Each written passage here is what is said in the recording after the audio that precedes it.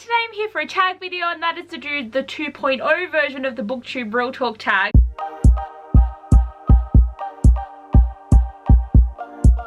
Which is the tag I was actually tagged in by Grace from G Swizzle and Kat from Stars and Embers. So again, thank you so much for tagging me. I'm finally here. So I'm excited to sit down and answer the questions for the 2.0 version of this tag. So let's get into it. Question number 1. If you could give yourself one piece of advice when you started making videos, what would it be? I feel like I can totally give a similar answer to something I answered in the first part of this tag. Honestly, the main bit of advice I give myself is, Abby, don't spend all your money on books, because you then will get stressed out and then you will have the biggest TBR ever and then you won't be able to cope. So I would definitely want to go back in time and tell myself to only buy books once I've read the other ones, you know, like have some self-control. This is the only thing that I would need to question myself on, because damn, really everything else you kind of learn on the job, because I can't go back and say be better at talking on camera, because you had to learn that. You can't just be a bitch to yourself because you suck. You need to give yourself a chance to learn.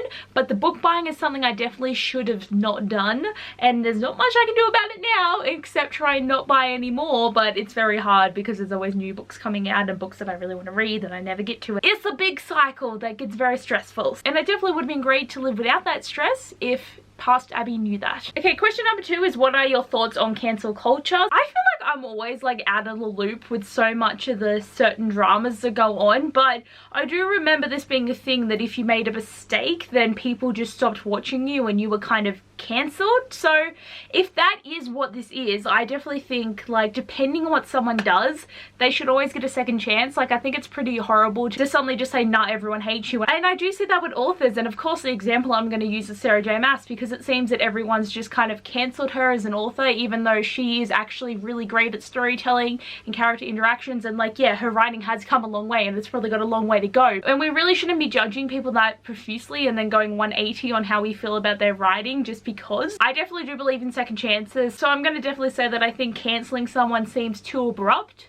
without knowing their story. Okay, number 3, do you consider Booktube to be a welcoming community? I'm going to say yes and no, because it depends on really who you follow. When I joined, I found the community to be very welcoming, and I've found a lot of friends through the Booktube community that I feel like are going to be my long-lasting online besties. I do see that what can be really hard is if you've just joined and you have a passion for a certain book, and then people can come at you because they hate that book. And that is the thing that I find the worst with Booktube, is when people are all like, oh, we all have our own opinions, yet if you hate something, I hate you. That is something that I do think is very, very awful that can happen. And like, yeah, if someone hates my favorite book, I'm gonna be a bit like, oh, that's a bit sad, but I'm not gonna confront them about it and be like, what's wrong with you? It's just having a different frame of mind, seeing a different opinion. Like, it's good. Like, and I know it's hard to be like, no, my opinion's the only valid one. That is the one really bad thing I find in Booktube, is just how judgmental and bitchy, and how people will just come for you if you hate something that everyone loves. So like, I do know that when I first started, I really didn't talk about books I disliked a lot on my channel, but after a while I was just like, oh, you know what,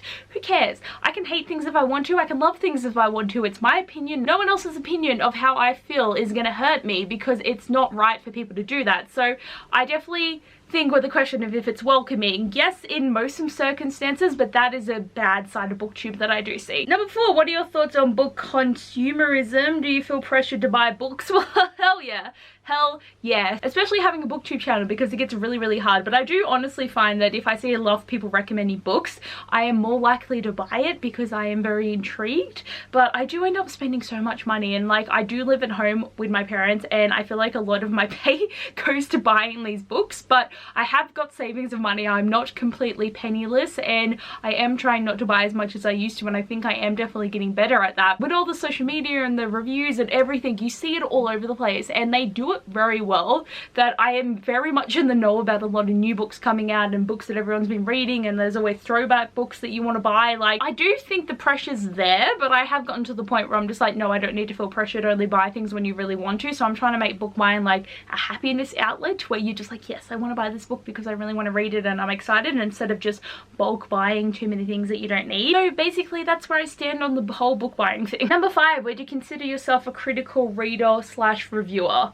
Well, I feel like, yes, I am, but I'm not as critical as I could be. But I feel like I go through stages where when I first started, everything got 5 stars because I loved it and I didn't want to say a bad thing about a book. But then I went too critical and I was giving everything like really bad ratings. So then I went up again and then I go down again. I do find that when I have to really question my rating on a book, because I get to this point where I'm just like, oh, I gave this one 3 stars, but then there's this book that I read that I gave 4 stars that kind of felt the same as that book. So should they have the same rating and do this and do that? Because I always go for the full star rating, because having the half-star ratings, it's too hard. If Goodreads gave you the option to have a half-star rating, it would be so much easier, because I would be able to like actually rate everything exactly how I want to, because I'm like, yeah, that is how I feel. I definitely do read books now with a lot better of understanding of, say, like if there's things with diversity that I don't agree with and things with writing and plot and story, like if it works but then it doesn't, like I do look at these things, but sometimes I just read a book because I really enjoy it and it doesn't really bother me. But I also get that too when I know I'm gonna film a review,